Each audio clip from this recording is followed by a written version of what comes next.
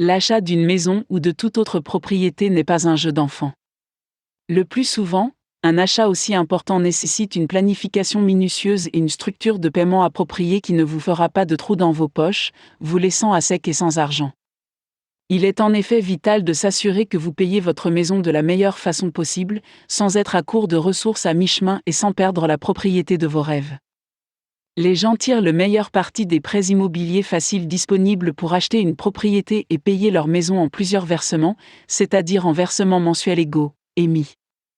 Plusieurs banques en Inde offrent des facilités de prêts immobiliers rapides qui vous permettent d'aller de l'avant et d'acheter une maison sans trop d'accrocs et de fossés en cours de route. Vous avez donc acheté une maison, installé vos meubles et commencé à l'appeler votre foyer, mais vous vous trouvez dans l'incapacité de payer les mensualités pour diverses raisons imprévues. Que faites-vous ensuite ? Eh bien, la croyance populaire veut que le financeur intervienne directement et prenne possession de votre maison. Ce n'est cependant pas le cas. La plupart des institutions financières, selon la situation et la raison de l'arrêt des paiements mensuels, offrent une marge de manœuvre, donnant au client le temps de remettre ses finances sur les rails avant de continuer à payer le montant du prêt. Les banques ont le pouvoir d'invoquer le Securitization and Reconstruction of Financial Assets and Enforcement of Security Interest Act, 2002, SARFAESI, qui leur permet de récupérer les fonds provenant d'actifs non performants sans l'intervention d'un tribunal.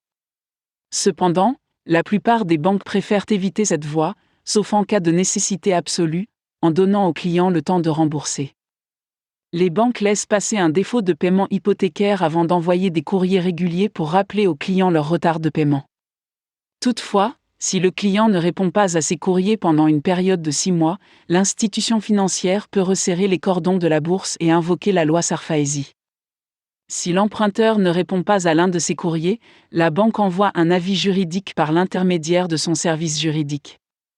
À l'issue de cette période, la banque peut officiellement qualifier le prêt immobilier de NPA et entamer le processus de récupération de la propriété par le biais de la loi SARFAESI. Enfin, 5 mois après le premier défaut de paiement, la banque envoie un avis indiquant qu'elle a évalué la propriété pour une certaine somme et qu'elle vendra la maison aux enchères à une date précise. Cette date est généralement fixée à 1 mois à compter de la date à laquelle la banque vous envoie l'avis de vente aux enchères.